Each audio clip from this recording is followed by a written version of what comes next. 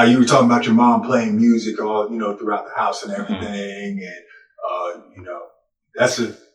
that's how it most of the time starts. I feel like artists, when they have their inspirations, they either start singing or being a musician in the church, right? Or just listening to music in and around the house and everything. What kind of music were you listening to going on? Ooh, man, yeah. Mom's had Kenny G, yes, Boney sir. James, yes, sir. Paul Hardcastle. Oh yeah, that's on the hard drive. Yeah, Paul Hardcastle.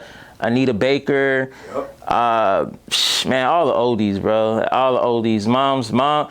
That's why I say rap is not the only music that I listen to. There's so many genres that my mom will play.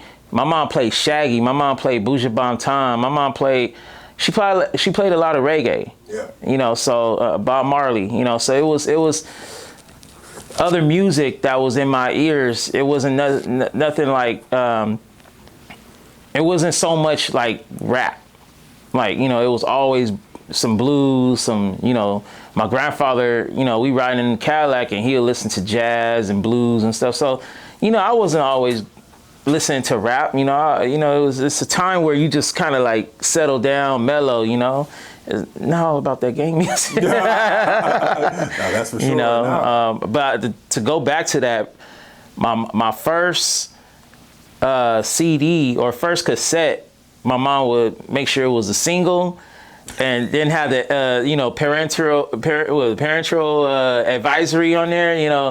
Yeah. So every song that I wanted or every CD I wanted, it had to have just a clean version.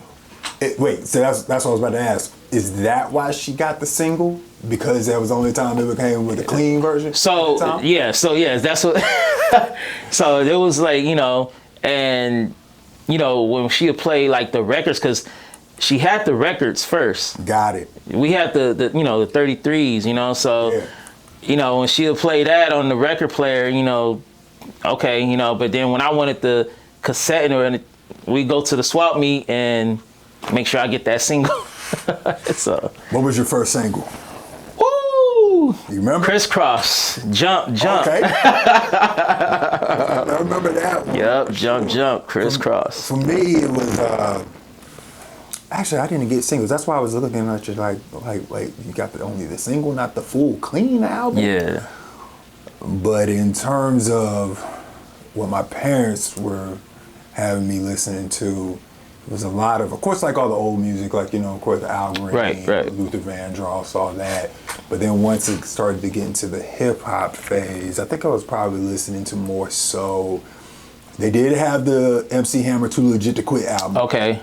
And a lot of Michael Jackson back in that time. So Michael Jackson and MC Hammer is what I grew up on too. Okay. So listening to them, my mom always had their, CDs and but I don't remember hearing any cussing from MC Hammer or anything. So yeah, right. Yeah, so it was so it was more, and I used to do the Running Man. Yeah, for sure. And MC Hammer from Oaktown. Right. So yeah, definitely. Yeah, that's why I've heard from people that are, from California for sure that he was back then, people who sometimes clown him because of his material. And Right. The whole bankruptcy thing. But, that music was banging.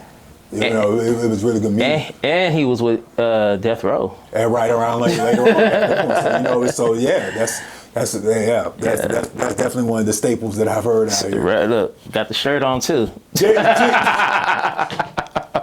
I wasn't even paying attention.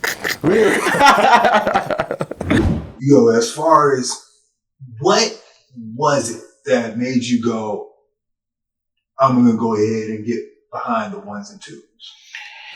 So, to rewind back when I first started listening to music, my mom had the cassette player with it was a record player, cassette player, and DVD player. DVD player, CD player. So I used to take music off the radio, my favorite songs that's coming up, I'm like, oh, okay, I gotta hit record. My mom always had blank cassettes. Okay. So I used to always record, press record. I used to make my own playlist on cassettes. Oh, that's what's up. So it was always, I've always been a DJ to myself. Like, I've always been get in the car, hey, Dad, look, you know, press play. And I'll, you know, side A, side B, I will always have like the same songs on repeat or something like that. But then fast forward, I don't know who came, I don't know if it was Rockstar or somebody came out with the, one of those game companies came out with DJ Hero and Rock Band and all that. So, yeah. So when I got DJ Hero, that's when I was like, oh man, this is something that I really wanted, you know, oh man, you know. Then next thing you know, just broke down. Then I'm like, damn, how do I, you know, go from there? But yeah, I just started to be, you know, more of a, how can I say it? Just recording my, you know, making my own not blank CDs, making my own mixtapes on CDs. And then next thing you know, I was like, okay, you know what? I want to become a DJ when I met DJ VIP. Okay, we're going to get to that a little bit Okay. later. We're going to get to that a little All bit right. later. So is it fair to say that, you know, from that beginning that you kind of learned it on your own, or just kind of had to, it was kind of like you saw it and you just did it, like as far as, you know, seeing certain DJs and everything Yeah, like that? so I'll say that, yeah, more like just, you know, taking music and trying to make that clean transition from from cutting out the advertisement on the radio and just trying to blend it into the next song. So that's how I kind of started my ways of being a DJ.